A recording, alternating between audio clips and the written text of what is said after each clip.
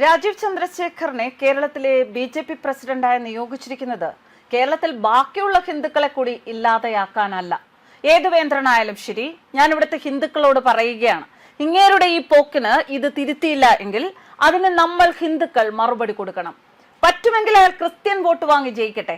പക്ഷെ ഇത്തരത്തിൽ ഹിന്ദുവിനെ ഇല്ലാതെയാക്കാൻ നടക്കുന്ന ഒരു വേന്ദ്രനെയും കേരളത്തിൽ വെച്ച് വഴിക്കരുത്. വളരെ രൂക്ഷമായി രാജീവ് ചന്ദ്രശേഖറിനെ വിമർശിച്ചിരിക്കുകയാണ് ടി.പി. സെൻകുമാർ. അദ്ദേഹത്തിന്റെ ഫേസ്ബുക്ക് പോസ്റ്റിലൂടെയാണ് ഈ ഒരു വിമർശനം വന്നിരിക്കുന്നത്. എന്തായാലും ആ പോസ്റ്റ് അതേപടി വായിക്കാം. ക്രിസ്ത്യൻസിനെ അതിന്യൂനപക്ഷമായി പ്രഖ്യാപിക്കണം എന്നാണ് ബഹുമാനപ്പെട്ട. ഇത്രയും എഴുതിയതിനു ശേഷം അദ്ദേഹം ബ്രാക്കറ്റിൽ ചോദിക്കുന്നു, ഇനിയും ബഹുമാനം വേണോ ആവോ?